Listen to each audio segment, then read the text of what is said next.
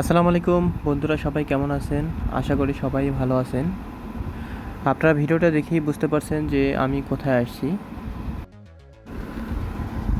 হ্যাঁ, আজকে আসছি শাহবাগে বৈশাখী মেলায়। এখানে যে ঘোড়াগুলো দেখতেছেন এগুলা আজকে যে র্যালি হয়েছে পহেলা বৈশাখে, সেই র্যালিতে অংশগ্রহণ করেছিল। এখন র্যালি শেষ, সেজন্য এগুলো সবগুলো চলে যাচ্ছে। ঘোড়াগুলো দেখতে অনেক সুন্দর এবং অনেক রঙিনভাবে সাজছে, খুবই ভালো লাগছে।